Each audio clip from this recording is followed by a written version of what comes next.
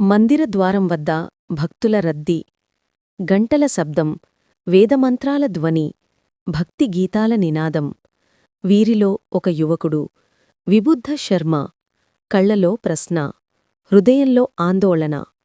Voice over: జ్ఞానమున్నవాడు సత్యాన్ని గ్రహిస్తాడు, కాని భక్తి ఉన్నవాడు దేవుడిని అనుభవిస్తాడు. జ్ఞానం వర్సెస్ భక్తి. విబుద్ధ శర్మ ఒక విద్యావంతుడు. అతను తత్వశాస్త్రం చదివాడు, ఉపనిషత్తులు తెలుసుకున్నాడు. కాని అతని మనసు ప్రశాంతంగా లేదు. ఒకరోజు గురువును అడిగాడు, గురువర్యా, నేను జ్ఞానం పొందాను, కాని శాంతి లేదు, ఎందుకు?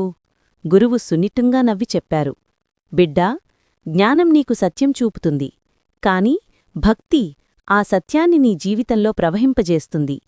జ్ఞానం అహంకారాన్ని మిగిలిస్తుంది, భక్తి దానిని కరిగిస్తుంది. భక్తిమార్గం ప్రారంభం. గురువు అతనికి ఒక సలహా ఇచ్చారు. ఏదో ఒక రూపంలో దేవునిని అనుభవించు. ఆ రూపం నీ మనసు పట్ల ప్రేమ కలిగించేలా ఉండాలి. ప్రతిరోజూ ఆ రూపంతో మాట్లాడి చూడు.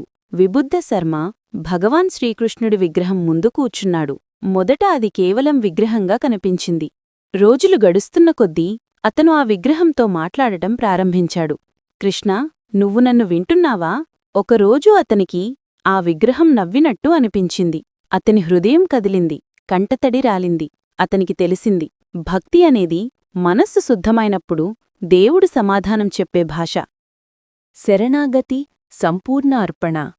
ఒక రాత్రి వర్షం కురుస్తున్న వేళ ఆశ్రమానికి అగ్ని అంటుకుంది. విబుద్ధ శర్మ దాని ఆర్పడానికి ప్రయత్నించాడు, కాని అసమర్థుడయ్యాడు. చివరికి కూర్చుని దేవుడి ముందు చేతులు జోడించాడు. కృష్ణా, నేను ఏమీ చేయలేకపోతున్నాను, నువ్వే కాపాడాలి. ఆ మాటలు చెప్పగానే వర్షం మరింత పెరిగింది, ఆశ్రమం అగ్ని నుండి రక్షించబడింది. ఆ క్షణంలో అతనికి అర్థమయింది, శరణాగతి అంటే ఓటమి కాదు, అది ఆత్మసమర్పణ. భక్తిలో లీనత. తరువాతి రోజుల విబుద్ధ శర్మ జీవితం పూర్తిగా మారిపోయింది. అతని ఎవరిపట్లా అసూయ చూపించలేదు, కోపం రాలేదు. అతనికి అన్నీ దేవుని రూపాల్లా కనిపించాయి. ఒక సాయంత్రం గురువు అడిగారు, ఇప్పుడు నీకు దేవుడు ఎక్కడ ఉన్నట్టు అనిపిస్తోంది? విబుద్ధ శర్మ చిరునవ్వుతో చెప్పాడు, గురువర్యా, నేను ఎక్కడ ఉన్నానో అక్కడే ఆయన ఉన్నాడు.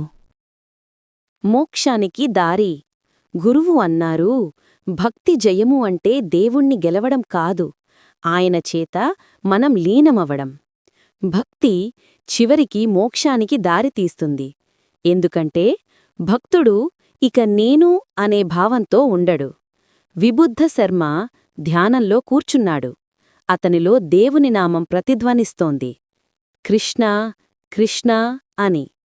అతని ఊపిరి సైతం ఆ నామమే అయ్యింది. తనలోనూ బయట దేవుడు మాత్రమే ఉన్నాడు. ముగింపు. ఆశ్రమం నిశ్శబ్దంగా ఉంది. చంద్రుడు ఆకాశంలో ప్రకాశిస్తున్నాడు. విబుద్ధ శర్మ ముఖంలో ఒక దివ్యకాంతి. అతను మెల్లగా ధ్యానములో లీనమయ్యాడు. భక్తి జయము అనేది మనసునుంచి ప్రారంభమై ఆత్మలో ముగుస్తుంది. ప్రేమతో కూడిన భక్తి అనేది మోక్షానికి నడిపించే సులువైన మార్గం. చివరి సందేశం.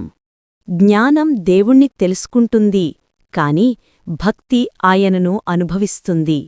శరణాగతి అనేది భయం కాదు, అది నిత్యానందానికి దారి.